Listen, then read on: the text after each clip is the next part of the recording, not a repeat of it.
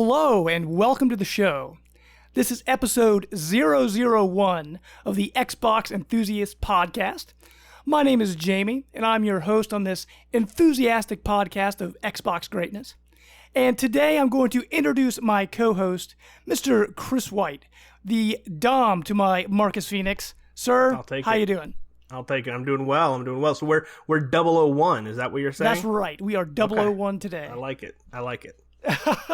It's not just the two of us on the show, especially if you're watching the video version. Welcome our managing editor, Mr. Andrew Gonzalez. Sir, how you doing? I'm doing good. How is everybody else doing? Doing Good. wonderful. Well, we're Now, doing this well. is our very first episode.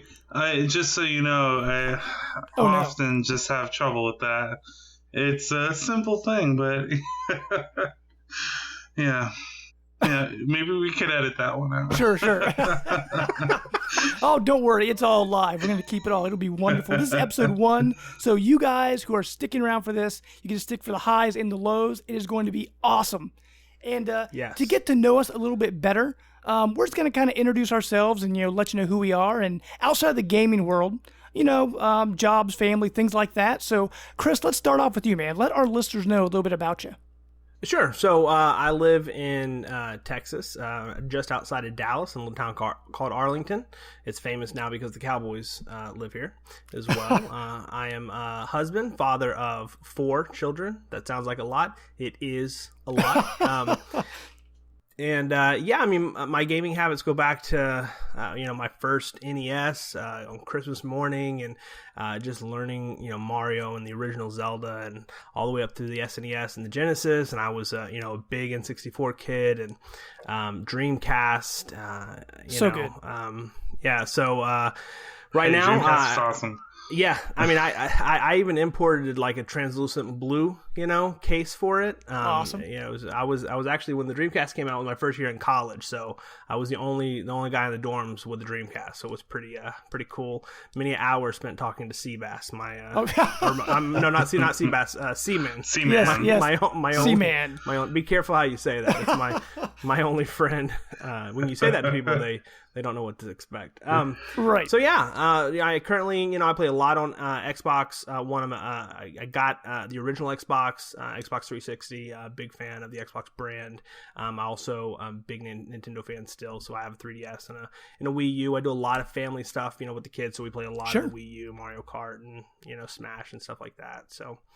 I'm a professional. I work in the human resources field during the day. And then I do this for fun. So Awesome. Well, yeah. Andrew, what about you, sir? I'm living in New Jersey. Grew up in New York. Kind of like Chris, started playing with the NES.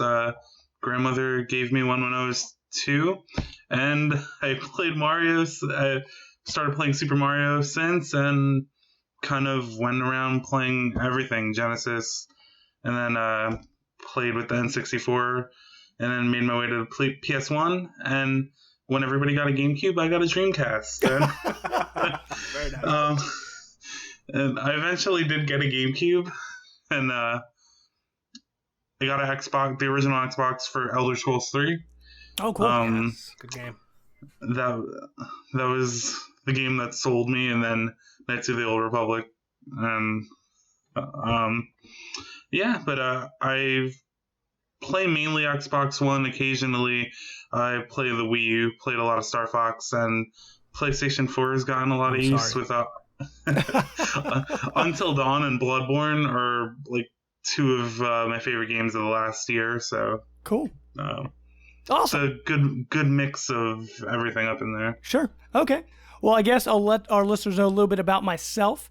I am from a small town in Ohio. Not much happens here. I am married to my beautiful wife. We've been married 9 years this year in November. My beautiful wife, Brittany. No kids yet. During the day, I sell commercial insurance, so it's about as exciting as it sounds. It does not sound exciting at all. But at night, as you guys know, I am podcasting and writing on Xbox Enthusiast. As for video games, I started with the NES way back in the day. Actually, the whole reason I started playing video games, when I was born, Just to go down a little bit of my medical history, which is, always exciting. I was born prematurely, so my doctors told my family, give him something that helps his hand-eye coordination. You got to work on his hand-eye coordination. So what does my uncle do? He goes out and buys me an NES. Bless that guy. So I'm playing video games for physical health. So, physical, mental, hand-eye coordination. Right. So, and from then, I don't think they knew that my love for video games would just stick, because I've been playing video games, pretty much my entire life. As a kid, I traveled a lot, so I was playing a lot on the Game Boy and the Game Gear. Although the Game Gear, that thing just ate batteries. And the game wasn't that great, but it was color, and it was great. So I played a lot of handheld gaming. But growing up, I was always kind of a 2-console guy, because I had a Sega Genesis and a Super Nintendo, and then I had the N64 and the PlayStation 1, and then I had a GameCube and a PlayStation 2. But then after that, I got an Xbox 360. And I loved my Xbox 360. However, it red ringed on me 3 times. Oh. So then I sold it, and then I got a PlayStation 3 for the rest of the last generation. But now I'm back on the Xbox bandwagon with the Xbox One, and I absolutely love it. It is fantastic. Yep, but great console. Speaking of Xbox One and modern-day games, let's talk about what we've been playing lately. Andrew, let's start with you, man. What have you been gaming lately? I've been playing a lot of Homefront: The Revolution. It's a pretty interesting experience. Gameplay-wise, it's pretty solid. You can customize every weapon 3 ways, and that's pretty cool on the fly. Changes up the ammo situation, lets you kind of play on the fly. But the bugs. There's a serious problem with bugs where even in the middle of a firefight, the frame rate will drop, or my gun can't reload and I will die over and over again. I've had situations where I can't progress because the characters won't move, and for every awesome thing that it does, there's like 5 bad things that bring it back. That sounds terrible. I'm sorry. I mean, I am having fun, but it's probably just like a really sick sense of fun, because I don't know how I could possibly have fun with the situation that I'm dealing with. But well, I'm enjoying it. Are you playing anything that's putting you in a good mood? Doom, all the way. That game is gory goodness. That's really the only way to describe it. It's over the top, and it's fantastic, and that's probably one of the best games I've played all year, and I'm not even done with it yet. And I could already tell you, it's unless there's something really awful that happens in the last few levels, this game is fantastic first-person shooter. Sure. So I've heard. So let's just talk about Doom for a few minutes. So how gory is a thing. Have you played any multiplayer? Like, how's the multiplayer? Because I heard that's really where it kind of lacks a little bit. It's so old school that compared to playing Halo, compared to playing Call of Duty, it's such a different feel, and it's probably off-putting because I feel like most of the Doom fans are people that played it when the series originally released years ago. Yeah. And now most of the people who might be picking it up are people who play Call of Duty, play Halo, like the modern shooting fan. Mm-hmm. And it's nothing like that. It feels like it's catered to the people who made Doom a recognizable brand from years ago, and they know it. The developers knew that they were going for that, and I kind of feel like they knew that a lot of people might not be into it, but the people who like that kind of game, there is a lot of fun to be had. I'm not sure how long people stick around for it. It sounds like it reminds me of the Wolfenstein game that came out a few years back on Xbox One and PS4, Wolfenstein: The New Order, and the Old Blood that came out later, because that game did the same thing. It took that old school feel and they kind of modernized it, but it scratches that itch you don't realize you have for those retro shooters, and it's really good. And I think my only concern with Doom is that even on day one, I was having trouble finding multiplayer matches, and that's not good. I mean, a lot of people could have been just going through the single player. That really could have been it. But because I keep hearing a lot of people saying, "Oh, Doom is awesome, Doom is great," or whatnot. But that community, when I'm sitting there for about 15, 20 minutes trying to find a match and I can't find it, and it's day one, that's kind of troubling. Rough. Sure, that's not good. Sure. Well, so I'm not typically much of a shooter fan. I really look for story content or single player content. So normally when a shooter comes up, I almost will disregard it just because I'm never going to play multiplayer. It's just something that I rarely do. Right. So when Doom came out, especially they tout multiplayer beta, so that kind of seems like where they're putting a lot of their interest. But what I've heard is actually the opposite. I mean, from the stuff that I've read and people that I've talked to that have played it, like the story content, the single player stuff is really, really good, almost enough to make me consider getting the game, without ever having any interest in playing multiplayer. So maybe there are people like me that really appreciate. There's no one else like you. That's true. That's definitely true. Right. Yeah. Touche.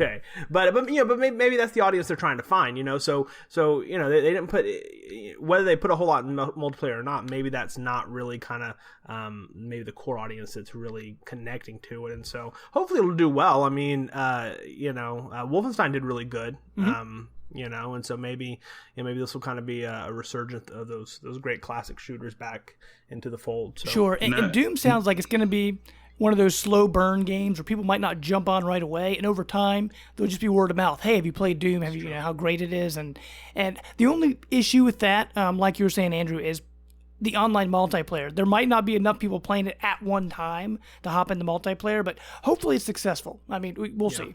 But Chris, what about you? What have you been playing lately?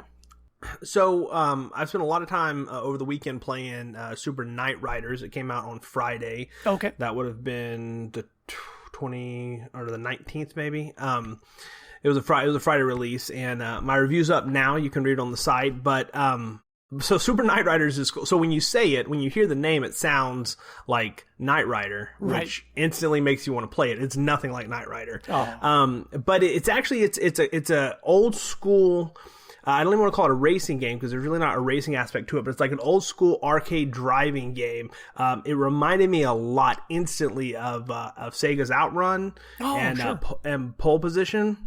So it's a behind the driver's back single screen scrolling racer. It is rendered in 3D, so I mean it looks looks nice. It's a little blocky, but not necessarily blocky, but it's kind of rounded edges. But that's the aesthetic that they're going for, so it looks really cool. And it's just a ton of fun. It's just you start, and the object is to get to the end within a given time limit.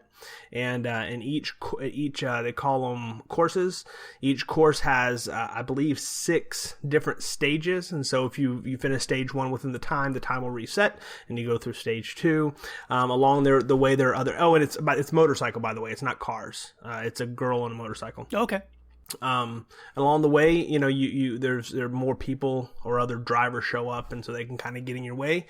But it's just fun. I loaded it up, not really knowing what to expect, and I have both of the kids, my 2 older ones, so I have a 9-year-old and a 7-year-old, and they had a blast watching it. So I handed over the controller to them, and they played for several times and had a blast with it. It's just kind of that old school arcade fun.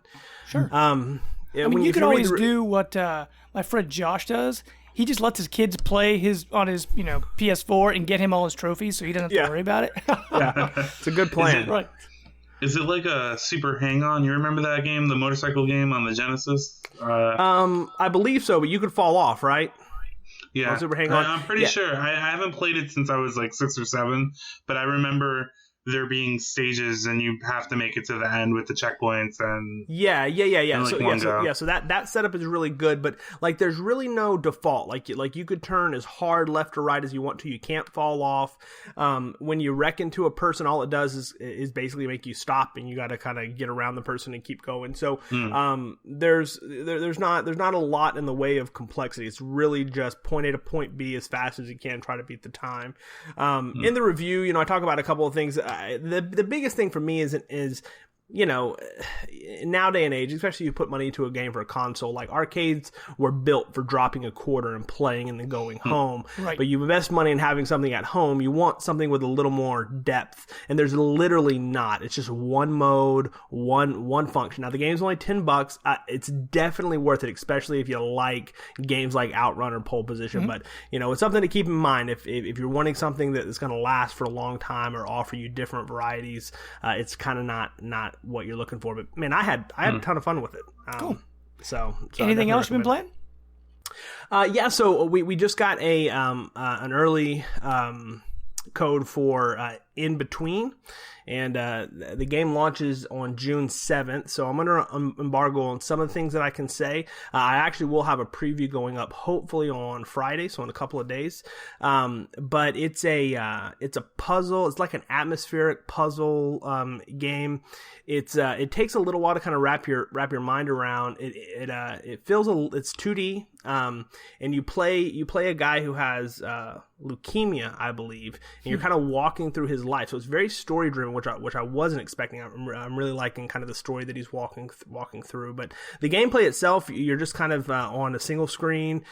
Some of the later levels, and I don't know how much I can talk to, but it does expand a little bit beyond that. But the core mechanic is you control your guy left, right, up, and down by changing the direction in which he walks. So if you push right on the stick, he's gonna basically rotate to where he's standing on the right side of the screen, and he can walk up and down. Left is gonna take you to the left, up is gonna take you up. So it kind of shifts gravity a little bit.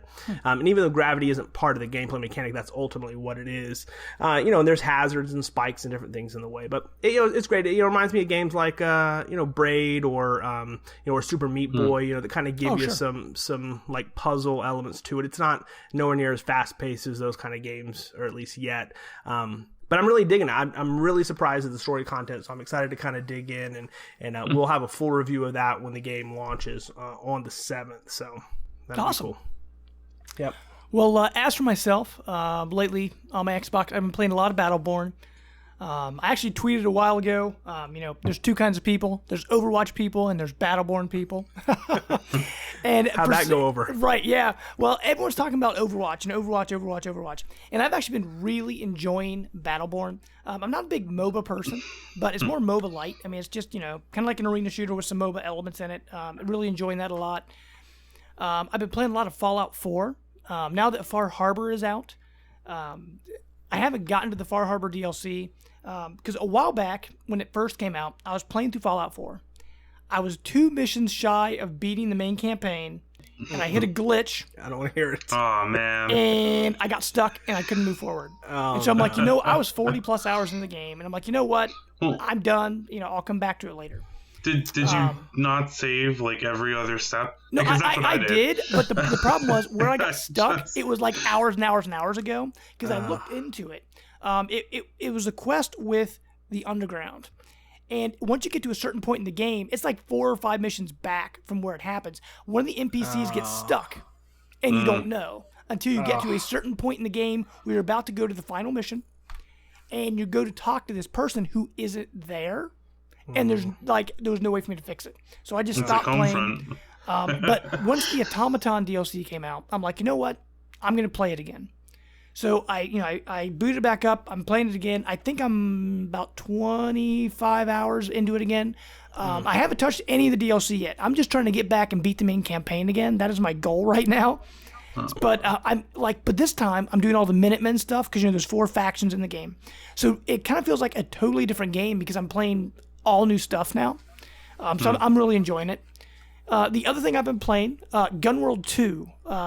We got a review code for that, and my review for that just went up on Xbox Enthusiast.com recently. And it's a game where you have to like the old NES, the really hard NES platformer games, it mixes a lot of Mega Man and Zelda 2. So if you like those games, it's definitely worth checking out. There are some frustrating parts in it. And even though I got frustrated in a couple places, I still had fun the entire time I was playing it. I mean, it's a blast to play.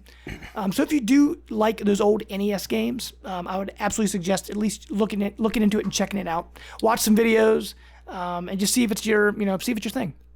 What compare it to Shovel Knight? Well, Shovel Knight is like a 10 out of 10 game. Like it's fantastic. Maybe 9.5, 10 out of 10. Like it's a great game. This game's more like a 7, because it. Like I said, it reminds me of Mega Man. It reminds me of Zelda 2. It just doesn't have the same polish as the other games do. Like there's just a lot of like. It's hard to explain. When you play it, you'll know what I mean. Shovel Knight brought me back, man. and it brought me back, and then they released the Mega Man Anniversary collection, and then I was like, Shovel Knight didn't exist to me anymore because Mega Man was back. Man. And I love Shovel Knight though. Like I played that game.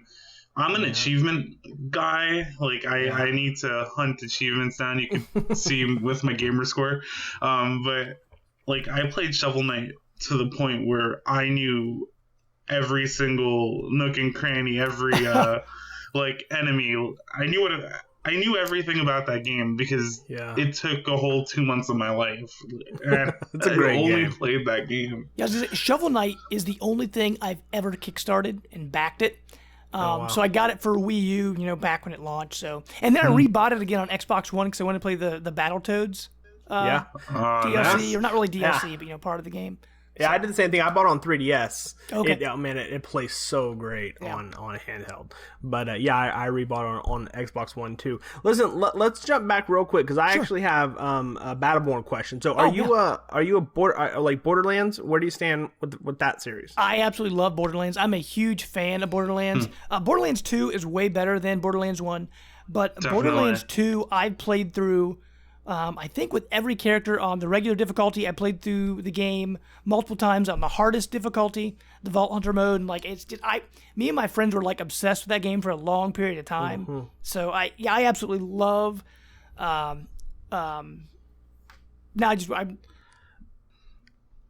Borderlands, right? Borderlands I would have kept saying Battleborn. I'm like, no, not Battleborn. Yeah. So do you feel like do you think that might attribute some of your preference to Battleborn? Oh, absolutely. I mean, the gunplay is the same, the humor is the same. I mean, if you like Borderlands, it's absolutely worth checking out Battleborn. One thing I've compared it to, if you've ever played Awesome Knots on PC. Yeah, it's like a 3D version of Awesome Knots. That's pretty much what Battleborn is. So if you like Awesome Knots and you like, it's like Awesome Knots and Borderlands had a baby. Like that's pretty much what that game is. So if you like those games, I say check out Battleborn.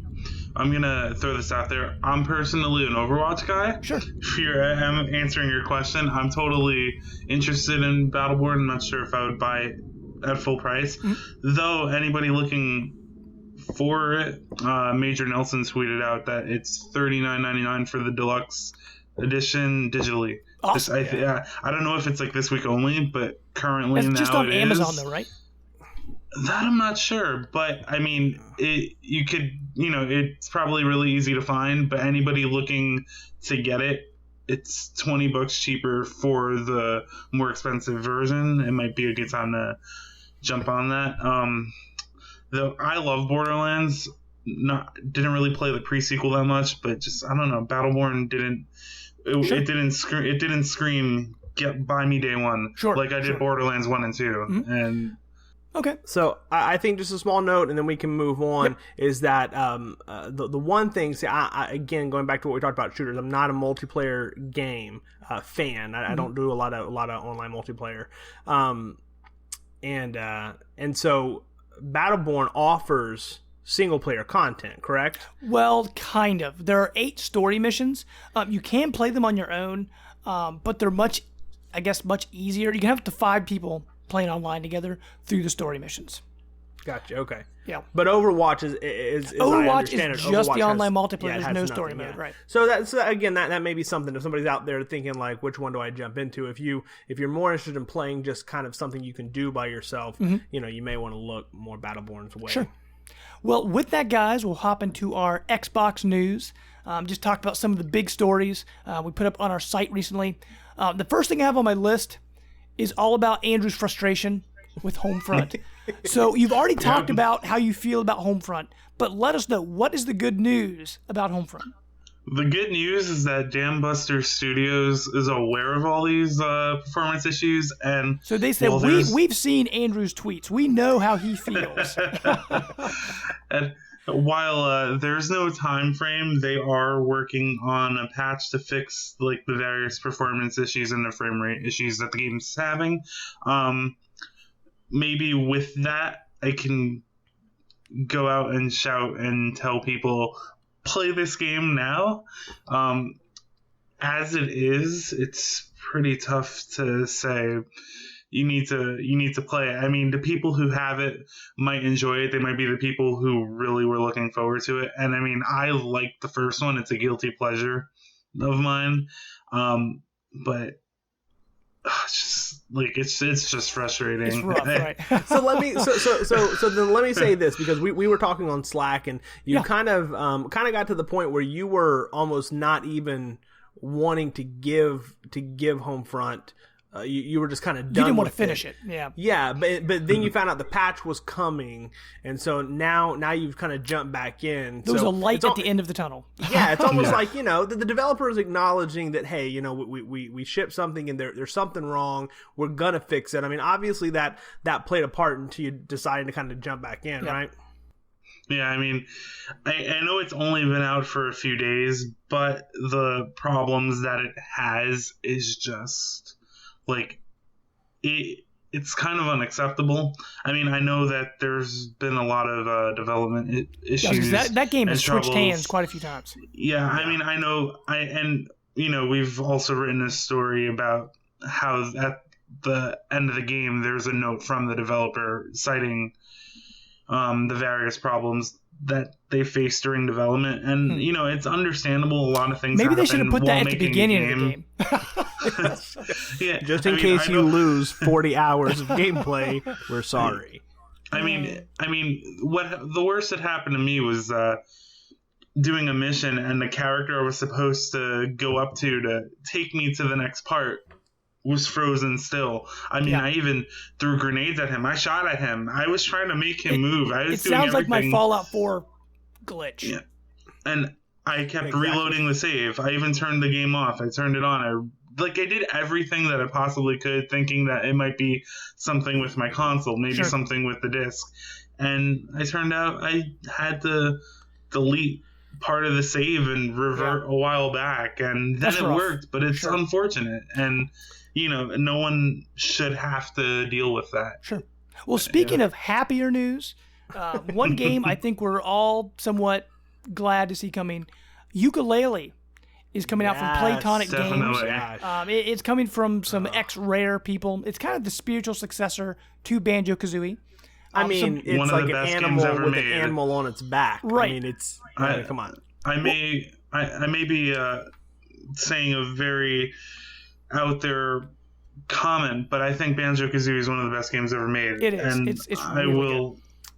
Good. No argument here. Well, actually, on a side note, last November during Extra Life, me and some friends were playing, playing games for Extra Life, and one of my friends goes, "I'm gonna beat Banjo-Kazooie," and he got to the end of the game. I think it was like 2.5 hours, maybe 3 hours. He speed ran it. It was actually pretty impressive. But Yooka-Laylee, they released some new information on the game. First, they let people know that playground they talked about for Kickstarters, it's on the way. It's going to be bigger than what they originally planned. They announced the enemy. He's a giant bee. His name is Capital B, and he lives in the Ivory Tower. And I can't even. and you're gonna be, They literally have to say nothing else about this game, and I will stay up till midnight and download and play it day one. Well, you do know that your merchant in the game is a snake named Trouser, right? Yes. Yeah. Just And it's fantastic. I mean, it's kind of like it's like Banjo-Kazooie with kind of an adult sense of humor mixed in, but kids probably won't pick up on. But it's great. But they also announced. I've been referring to it as trans species Banjo-Kazooie because they just had a species change. It's exactly the same game. It's pretty much. They have the same googly eyes and everything. Yeah, so. it's like because one in of this them game, flies. You're going to be collecting pages. So in Banjo-Kazooie, you collect jiggies. In this game, you're going to be collecting pages. I mean, it screams Banjo-Kazooie. If you loved Banjo-Kazooie and Banjo-Tooie, we don't want to talk about nuts and bolts. I mean, unless you really want to. Come on. It's not that bad. It's not terrible, no. But I think it's it not would the have same been. feel. I think it would have been a great game if it was not called Banjo-Kazooie. Right. If it was called something completely different, I would have been like, this game was awesome. But I feel when you use the name Banjo-Kazooie, there's a certain... Look, so I compare it to Super Mario Sunshine, right? Oh, okay. I mean, I love Super Sunshine. Mario Sunshine's Sunshine is like the poor, you despised Mario game, right? It's on a tropical island. He's on vacation. I'd fight that and say it's the best Mario game. I love that game with a passion. I That's love why I bought that. a GameCube. It's not my favorite Mario game, but it's a really good game. That's why I bought a GameCube. Agree, but I think I don't know how long when Rare Replay came out, I started playing Nuts and Bolts again. Okay. The game is really good. It looks great. It plays great. The vehicle mechanics, they tried to put a water power pack on his back, but I mean it's still Banjo. It's still a great game. Sure, cool. Well, that is on the way. Hopefully, really soon. Some other news, kind of on a sadder note. This happened a few weeks back. Disney had announced that Disney Infinity is coming to an end. However, they are releasing 2 more packs at the end of the month. That's right. Finding Nemo, you're getting Dory and Nemo, and they're also releasing Alice, the Mad Hatter, and Time from the new Alice in Wonderland, which is the Sacha Baron Cohen character, right? In it. So the Alice figures, all 3 will be out, I believe, next week. And they're just standard figures. There's really not anything coming out with those guys. The Nemo stuff is a little different. You're going to get Dory with an actual playset piece from Finding Dory. So there's actually going to be a full underwater playset, which last year after Infinity 3.0 released, I kind of went, did a prediction piece where I said that 4.0 is going to be all about underwater. Little Mermaid, Finding Nemo, that'd be great. Treasure Island. Yeah. You can add more pirate stuff. Like that's where I thought they were going, and it feels like that's where the team was going underwater. Nemo was also going to come with 2 power discs, which were going to be for cosmetic stuff. But since they've removed those discs, and Nemo was only going to be a standalone figure, so you're only getting the playset with Dory, and then just a standard Nemo. Kind of like Battlegrounds.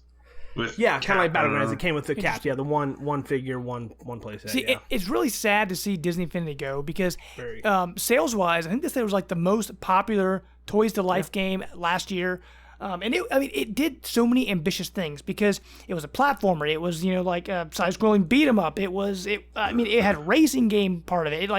It did so much.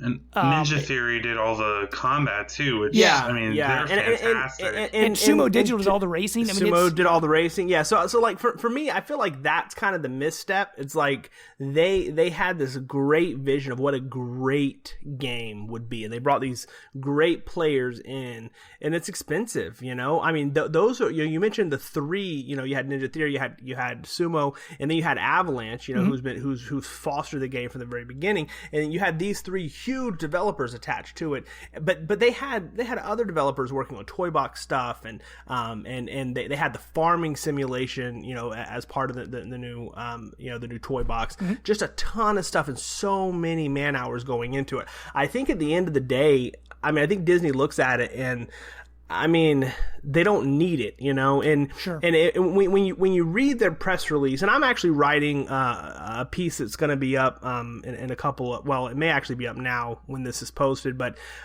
just kind of sharing, because I've been a champion of Infinity since day Absolutely. one. We played a lot of it in this house, but at the end of the day, I just feel like, Disney is going to make more money by offering their licenses, right? They're going to go to EA and, hey, you want to make a Marvel game, great. They're going to go to Ubisoft, you want to make a Mickey Mouse game, great. And they're going to farm the license out. They don't have to have any development costs. They don't have to have any in-house, It's just, when you look at numbers, it's the cold hard fact. They're a business. Sure. They own theme parks. They own, movie studios. It's like, Are they really going to keep this one game afloat? And that was really the big platform that they had. So, it's unfortunate. I hate it, but, it makes sense. Right. And I mean, it could have been one of those things where it was more fan service, because, I mean, there were so many great characters. I mean, it was awesome. Because, I mean, we got Pixar, and we got Star Wars, and we got Marvel, and we got pretty much everything you've wanted, and in a Disney game, it was all there. It's sad to see it go, but you never know. I mean, maybe in the future, they can have another team pick it up, outside studio. Who knows? Could be possible. Yeah. But real quick, I mentioned Battleborn earlier. I'm going to talk about this. Just going to throw this news out there. Some free DLC is coming on May 31st, and a brand new character, the first of 5. Her name is Alani, and she's an Eldred warrior monk. Her power is she controls water. So it's going to be interesting, and she also heals. So, but she is coming May 31st. Now, if you do have the season pass, you'll get her a week earlier. So, like I said, if you want to check out Battleborn, 5 more characters are coming for free. So that's pretty great. The last DLC is always good. Yep. The last bit of news here. Now we're kind of split on this one. Batman, Arkham Asylum, and Arkham City are getting remastered in Batman Return to Arkham. It's coming July 26th, and it is being completely remastered in Unreal Engine 4. Now, Andrew, you're shaking your head right now. So what is going on? I mean, I don't think it's necessary. I mean, it's frustrating. These games are already stunning the way they looked on the 360. They're great values, by themselves. They're charging $50 for the so-called collection. When I know Rocksteady didn't do Arkham Origins. It's still part of it. And from the screenshots I've seen of the Unreal Engine 4 being used, it does not wow me. It doesn't look great. I prefer the way that it was on the 360. Sure. I was interested in it until I saw the screenshots, and then I said no. I rather buy something I haven't played than 2 games I've played multiple times. Sure. I mean, for me, looking at the screenshots, I thought, okay, they look a little bit better, but they don't look so good where I'm like, oh my gosh, I can't believe how awesome that looks. And I don't know if it's because Arkham City was, came out somewhat recently, and I actually really enjoyed Arkham City, not Arkham City, Arkham Knight. I really enjoyed that game a lot. It was great. And it looks like, like Arkham Knight, just some of the textures are a little bit lower, but overall, if you haven't played them, it's definitely a great opportunity to check them out. But Chris, what about you? How do you feel about this remaster? So I'm laughing because we talked about this a little bit. So for me, the graphic thing is not an issue. We saw a couple of still screens.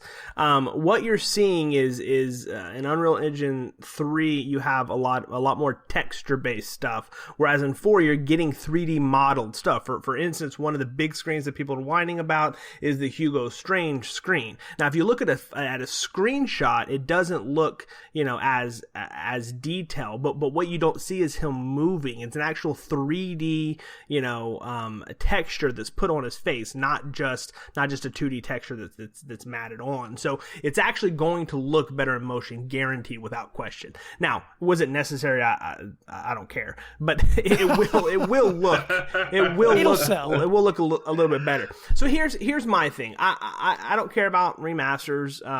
There may be somebody who didn't have a 360 360 whenever these two games came out. That's fine. My problem is cost and what's included. And, and Andrew kind of alluded to it. It's unfathomable to have this game come out and not at least have Origin in it. I mean, you are bringing the last gen games to a current gen console. You're updating them. You're bringing it to the home of where your final game is. And even though it wasn't a Rocksteady game, Origins is part of that. WB pushed it as part of the series. It has an Arkham name. So to not have that in there, not only is a slight to fans, but it's also a slight to the poor developers. It's like you can't even get your game included in this package with you have the name on your box. I mean, it's WB Montreal. It's part of WB. I know. So yeah, for me, it's just like, well, I just don't understand. Right. I would actually have rather seen this as like a $70 game with all four of them attached. I mean, it's coming out next month, so it's a year away from Arkham Knight. Just do the whole complete collection. Charge me a premium if you have to, but have all the games on there. That would be a package I would probably be considered buying. At this point, I have no interest in buying the actual coupled package. I'll wait until they release them separately, and I'll buy Arkham Asylum again because it's the best game in the series. Well, do you guys think you'll wait for a sale and just pick it up? That's true. I mean, do you guys think that Arkham Asylum and Arkham City will become backwards compatible on Xbox One? I don't think so because of the remaster. They're doing this. Okay. I mean, it would be at least not for a while. Yeah, to me, it would be completely useless. I mean, hey, buy the remastered version. Oh, by the way, you can play it on your Xbox One backwards compatible with the discs you already own. Sure. And also, I mean, again, I'm going back to the $50 price point. You can buy both of those games, like the Game of the Year editions, for like $30 altogether, instead of spending $50 for updated graphic version. And the games still play wonderfully. They're awesome games, and I mean, cost wise, if you still have a 360, it's probably better to do that. Right. Agreed. I will say, though, that this is just further evidence that I feel like WB doesn't know what they're doing. I mean, if you go all the way back to Arkham Knight and the way they had their season pass details, and they wouldn't tell anybody what it was, but it's going to be like it was either $30 or $40, and then you found out it was a skin for a Batmobile that you can't even drive in the city. Right. You can only drive in the races. You're like, what are you doing? And this is just further evidence that somebody on their team needs to figure out what the fans want, because I don't think this is it. Sure. I was one of those people that immediately jumped on the Arkham Knight season pass when they announced that I could play as Batgirl, and then it was so bad. Yeah. Like I'm a huge Batgirl fan. Of course. Everything Batgirl is awesome, and I was so pumped to play that DLC. I even, it was the day I was off and I was ready. I just downloaded it. An hour later, it was done. Sat there. I sat there in disbelief that I bought a season pass for an hour's worth of content. That let me down. And, did they release any other? I mean, they released a couple extra challenges, right? But I mean, that's about it. Challenges and costumes I think they had more most wanted missions with different. Okay. With different. But I don't think there was any more story. Sure, there's no more story. I mean, honestly, when you look at season passes for a game like that, I would be expecting story missions. Mm-hmm. Especially, a comic book game. Just give me a 2-hour comic book, romp through Gotham City. Sure. What are you doing, WB? Come on. So quick question. Sure. What do you think Rocksteady does next? Do you think that they do another DC game? Should we talk about this now, or should we save it for our next prediction show? Because I've got some things on my list. All right. So actually, we'll put a pin in it. I want to just tease for the next one then. Sure. Ninja Turtles. Okay. That's what not going to happen. Well, nope. Well, actually, speaking of Ninja Turtles, though, I mean, Platinum Games has theirs coming out tomorrow in stores. Yes. So. But okay, with that, speaking of predictions, let's hop into our topic of the week. If you go to XboxEnthusiast.com, if you follow us on Twitter, you'll notice we've been making our predictions for E3, for Microsoft, and for third-party conferences. Today, we're going to talk about our predictions for Microsoft. So with that, let's see how we should... I mean, do you guys just want to do one at a time, I guess, and kind of just go around and... Yeah, if we have the same one, just kind of mark it off your list. We'll just kind of combine them together. I'll go ahead and start real quick. My first prediction I had is that Twisted Pixel will reveal their next game at the Microsoft conference. I think that's kind of an easy one, at least I think, just to start off.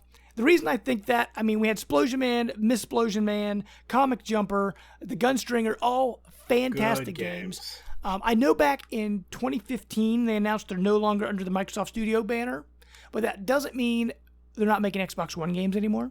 It's true. Now, Loco Cycle, when it came out at launch, it got terrible reviews, so I never played it. That's the first one of their games I haven't played.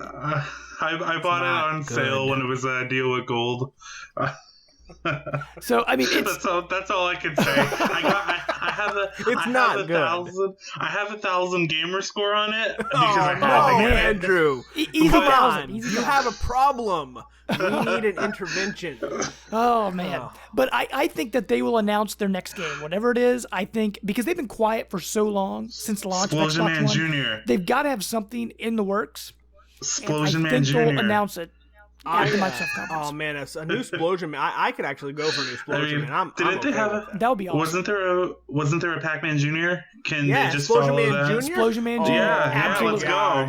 Look, dude, I'm all for that. So let's tweet Twix and Pixel. Let's tweet at them. Let's tell them to make that game. Right, everybody tweet at Twisted Pixel. Tell them to stop whatever they're doing and make Splosion Man Jr. That would be awesome.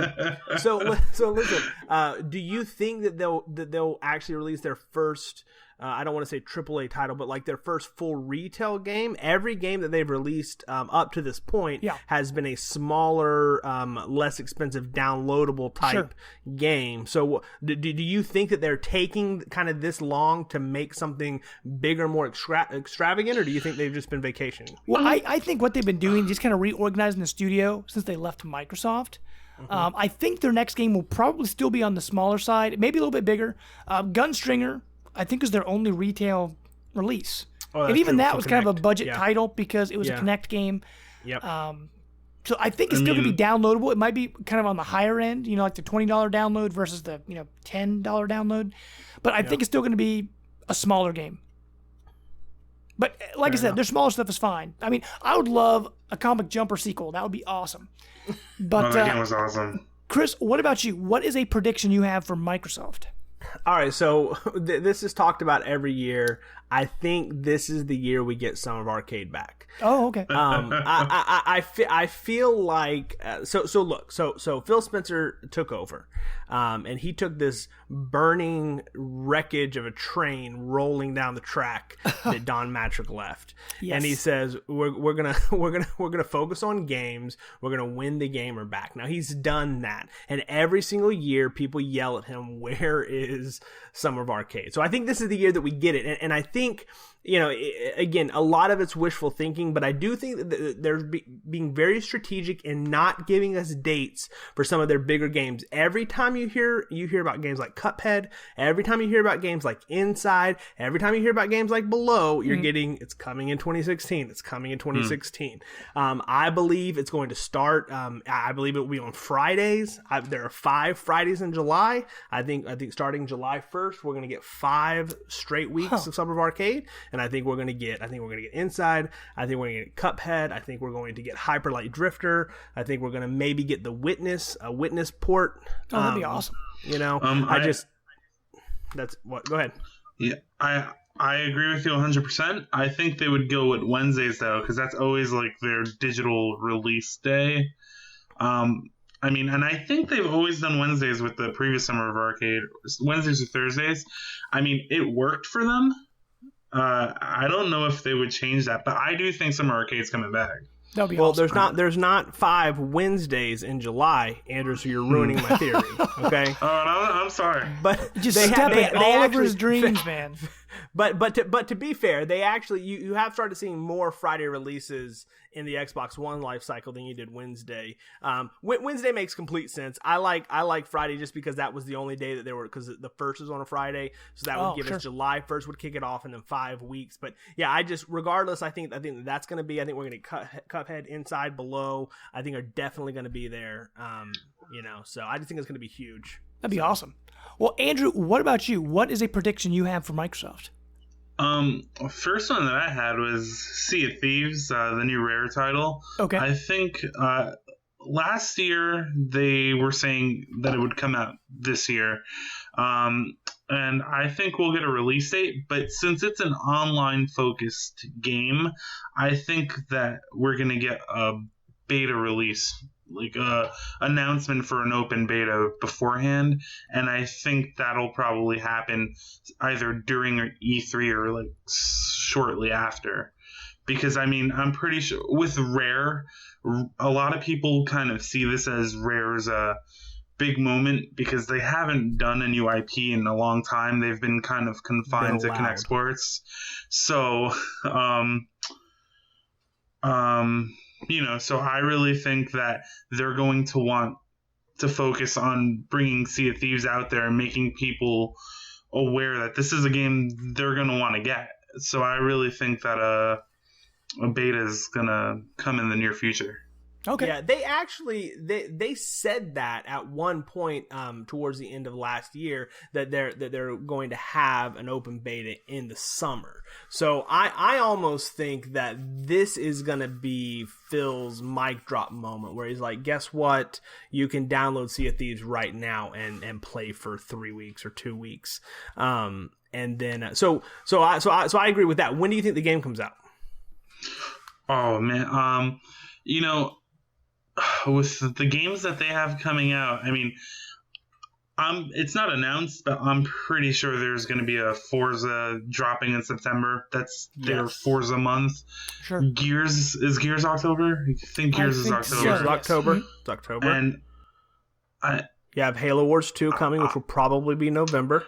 I really think that if they want to make an impact, they should go when there's no games coming out and go with August. I really feel like they've been making Sea of Thieves for a while, because even when they released the trailer at last E3, it was all in-game footage. Sure. So that wasn't just like a cinematic trailer. That was gameplay that they were showing, and I'm pretty sure that Rare must have been working on that game for a long time. Well, yeah. And when was the last Season 2? Connect Sports Season 2 was...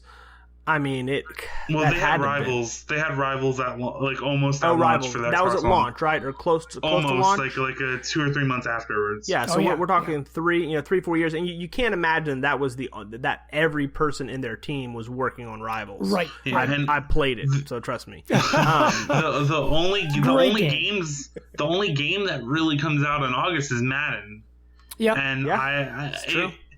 If Microsoft really wants to make an impact, you know how many people would be like, wow, there are no games out, but Sea of Thieves is out, I'm going to go buy it. Sure. Yeah. And I also think for the North American audience, man, you're doing a beach faring ocean game. You don't want to release that in, November or December. Yeah. Like it's a summer game. Mm-hmm. I always remember when I was in summer and I'm like when I was on summer vacation, and I'm just thinking, no games are coming out. They're all coming out when I'm back in school. Right. October, November, December. I can't play all those games. I'm off in the summer. There's nothing out. Just give me a good summer game. Sure. And that's kind of like we're going back to what Chris said with Summer of Arcade. Hope it comes back. That'd be awesome. Need some good games to play.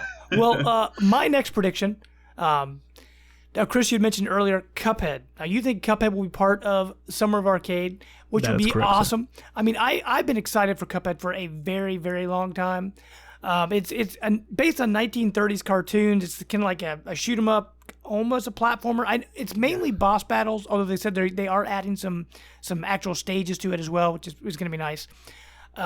Maybe it will come out for Summer Arcade, but that game is one that's been on people's radars for a long time, and during the show, I could see Phil Spencer coming out saying, and you can download it now, which would be, that would just blow my mind. I would be super excited because I've been waiting for that game forever. I would stop everything I'm doing and just, although I'll probably be streaming E3 through my Xbox, but I will stop my stream to go download Cuphead. You can download on your Smart Glass app. Oh, true. There you go. So I'm super excited for Cuphead. So my dream is that they'll say download now. That would be awesome. That was like when they brought out the fantastic Dead Rising 3 DLC right at their show. Yes.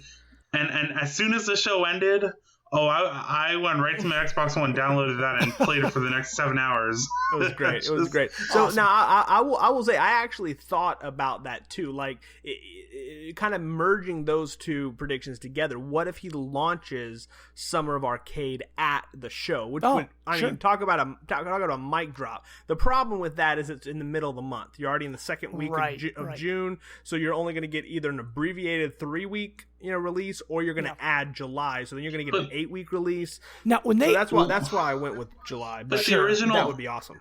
The original Summer of Arcade though went into August.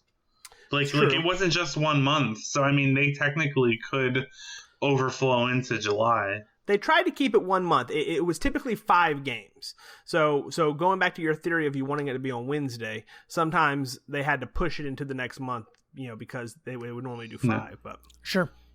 Okay. I can't wait for Cuphead. I don't care when it comes out. I will play it. Well, Chris, what do you have next? So I wrote a small piece that I think ReCore is going to be game of the show. Really? Okay. So let me. And I know another person on this panel, not named Andrew, who thinks that ReCore is going to get delayed. And I swear, you're already stealing my stuff. But I've got to give you why. I got to let you know why I think it's going to be delayed. Okay, so you go ahead and make your point first, and then I'll add on to the end. And then I'll side with Chris. Right. Good. Afterwards. Okay. So there's a couple things. First off, we've really, you can correct me if I'm wrong. You are wrong. Really, the only big. You sound like is my wife on this this podcast? So listen. So the only really new IP that Microsoft has launched, at least in the AAA space, is Sunset Overdrive, right? And I may be missing. I mean, they had like the roller coaster game, Scream Coaster, whatever that was called. Mm-hmm. And they've had a couple smaller it's things. Awesome. And Ori, Ori was one. But I'm trying to think. I don't think there was been another AAA game other than outside of maybe Rise at launch.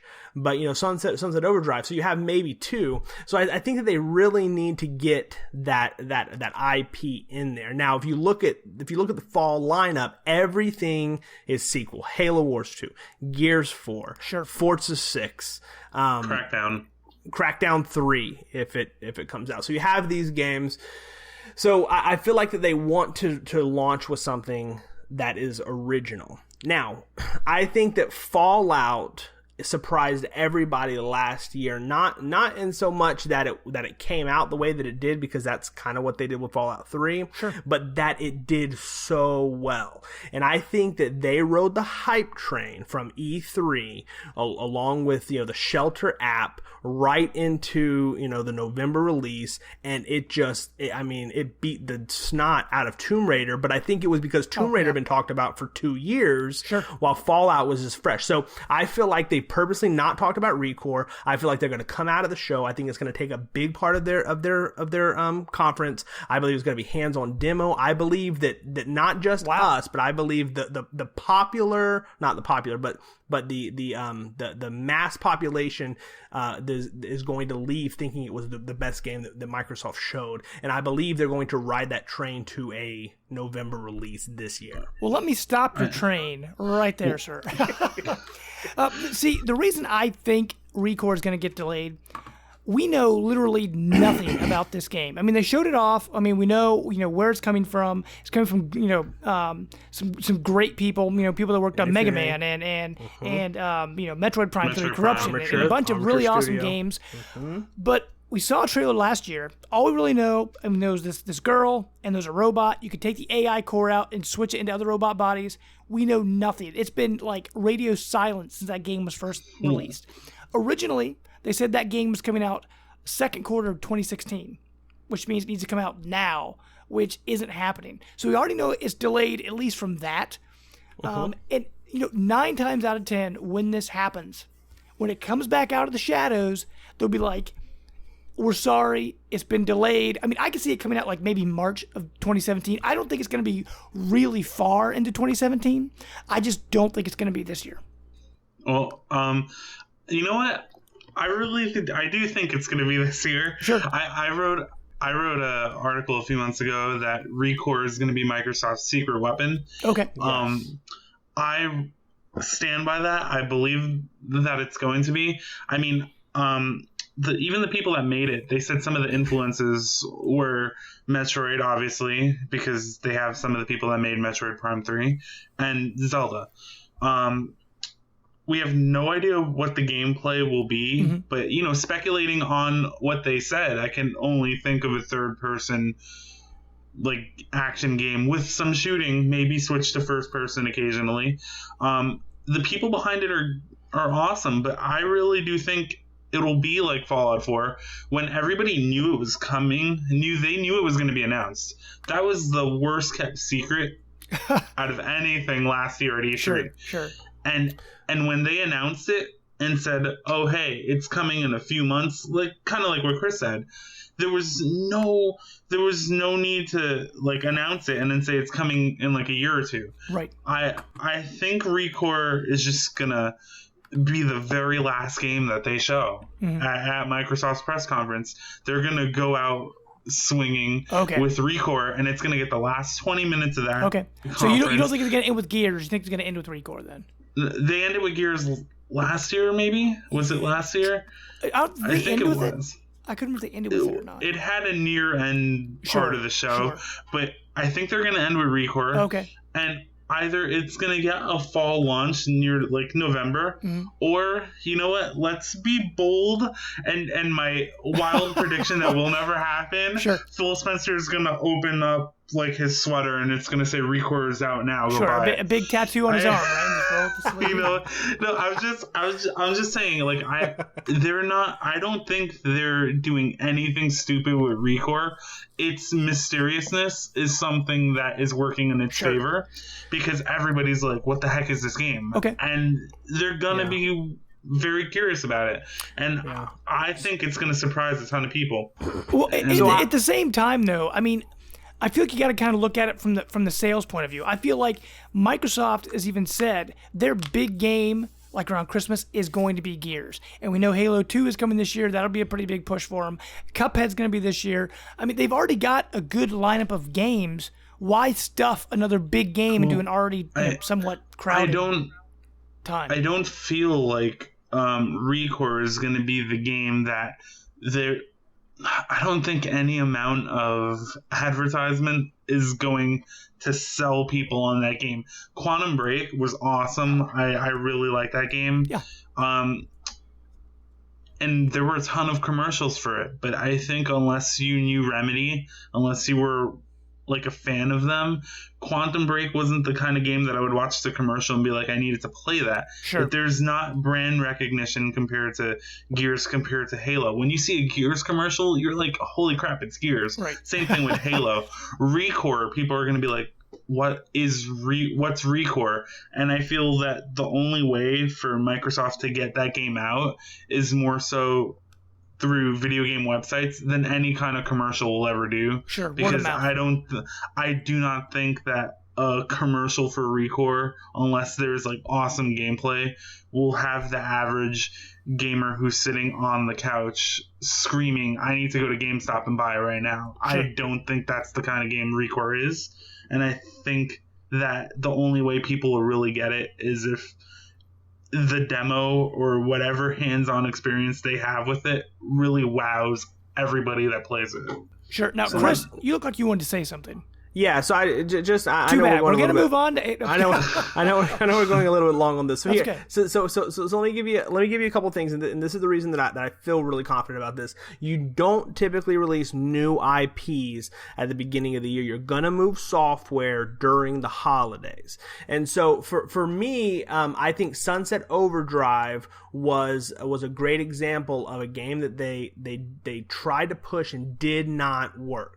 And so I think that they're going to take a renewed look at what they're doing. I think ReCore is going to come out and it's going to be just pomp. This is going to be their Legend of Zelda. It's going to be huge. I think that we don't understand how big it's going to actually end up being.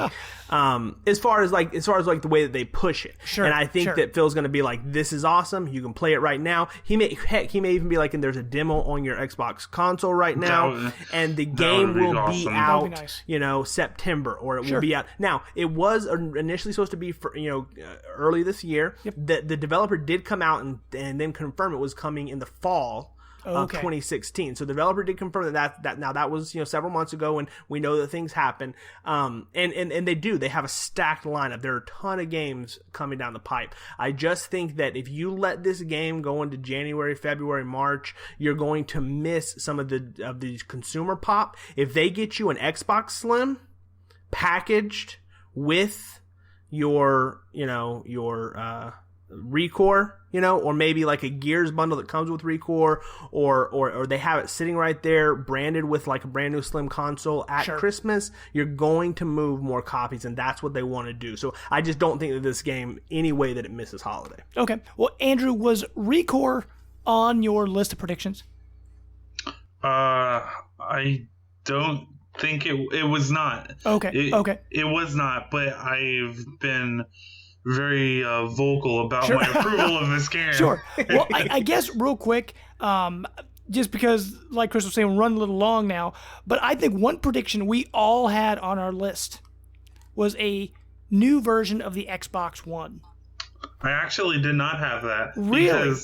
Because I kind of assumed everybody was going to say that. And I think that I didn't want to have an identical list thrown up. Sure, no, absolutely. I do feel like that is going to happen, whether that's a hardware thing, like a brand new hardware, or just a slim model like they did with the 360. That's unknown. But I mean, I really do. I think either that fall, or they're gonna pull a slim and be like, or I think it was a slim. You can get it right now. Yep. Microsoft is very when they're excited about something, they don't like to wait, and they like to do things right then and there. Yep. I think it was when they announced the Xbox One. They said you can pre-order it now or whatnot, and I remember running to GameStop to pre-order it because I wasn't going to wait. And you're just sitting on the toilet, you're reading your phone, you're like, oh my gosh, you just get up, start running, don't even pull your pants up. You just run to GameStop. And I don't drive. There was no one to take me to GameStop. Oh, man. And it was going to take me like an hour to walk, and I called them up. I'm like, yo, I'm an hour away. Just hold me a pre-order. And I got there an hour later, and they were like, okay, you can pre-order it. Awesome. So if I remember correctly, Don Matrick actually is the one who showcased the Xbox 360 Slim, and if I remember correctly, he had the original 360 like a shell standing up, lifted it and he up. popped it off, and it was the Slim, and then he's like, and everybody in the audience is getting one. I was like, you get an Xbox Slim, and you get an Xbox Slim. You get an Xbox, and all of you can go pre-order it right now. It'll be available. Man, that's crazy. But I remember screaming with that. I was like, that's insane. And I had the really loud Xbox 360 on my launch console. So I think that we don't have to stay long on this because, James, I think me and you really kind of agree. Sure. I don't believe this is a 1.5. I think Phil has been very direct, and that's not what he wants to do with the brand. I believe this is going to be a slim console. I believe they're going to release it dirt cheap, and they're going to drive home that you can have the best console on the market, or at least comparable console on the market for half the price of its competitor, with this great the fall lineup of games, which is showcased, of course, by Recore. Sure. Keep going back to that Recore. Delayed, man. I mean, last year, I'll be laughing at all your faces when Recore's delayed. You're not going to be laughing because I'm going to come find you. Well, they like to make surprise announcements. I don't think a lot of people expected Rare Replay last year. The rumor for that game started a few hours before their press conference. Yep. And that was a really good, best kept secret. That was awesome. Well, I mean, backwards compatibility came out of flipping nowhere. Yes. And that was amazing. The only thing that I think is kind of unique with my post is that I think we're going to get a redesign with the Slim. We're going to get a redesigned controller that will have a speaker, a microphone in the controller. And the reason is that they've done the complete new Xbox One experience, and they haven't got rid of the audio, the Kinect controls. Oh, sure. However, they don't sell the Kinect anymore with really any of their SKUs. So I totally think they're going to launch a Slim with a brand brand new controller that has a microphone in it, so you can use all of your your voice commands, but you don't have to have Connect. It's not coming in the box. They're not making it anymore. It's done, but it'll all be in your controller if you want to use it. So. Sure, and that would be absolutely awesome. Well, with that, guys, we don't want to give away all our predictions on this show. We want you to check out XboxEnthusiast.com. Check out all our articles on there, all our other predictions. Is there anything else you guys want to add before we tie up our very first topic of the week? I just want to say, be on the lookout for reviews. Doom and Homefront: The Revolution should be within the next week or so. And Andrew, hopefully... We're just on topic, Andrew. You're messing up. Well, he said any last thing I wanted to say. about topic of the week. Dang it. Oh. It's quite all right. I'm just giving you a hard time. We'll just mute you next time. It'll be like, hey, you're ruining the show. Mute. I will say this. We're gonna have Eli and Andrew both on the ground, right? You guys are gonna be at E3. Yes, Andrew, right? Which is I will be awesome. there. Which is awesome, and then James and I are going to be snug in our pajamas at home, watching everything much cooler. We're not going to get sick. We're not going to have to touch sweaty people. It's going to be great. So we're going to be watching. So there's going to be a lot of coverage, leading up to E3, and then of course we're going to have a lot of new stuff. So just stick around, be close to the site, and we're going to have a lot of content coming up for you guys. Absolutely. Make sure and actually, Andrew, speaking of reviews, we have a lot of great reviews on the site now. Like I mentioned, we got Gunworld 2 up on there now. Super Knight Rider's up there. Andrew, I know you said you've got Doom coming. Hopefully I will have the new Teenage Mutant Ninja Turtles, have that review up by Friday. Anything else you guys working on review-wise that you want to mention? Homefront, hopefully. Oh, that's right. Yep. And I'm planning on doing Overwatch. It comes out tomorrow. I will be playing it quite frequently, so hopefully I can get a review out. I do want to say, though, before we forget, that Chris mentioned that a few of us will be at E3 and that we'll have coverage, just to make sure you follow us on Twitter and Facebook, because we will be posting a lot of previews up on there. It's a good way to stay up to date, especially when you're on your social medias. Absolutely. Well, thank you, Chris, and thank you, Andrew. Hopefully you guys had a good time tonight recording our very first episode. And hopefully, it was fun.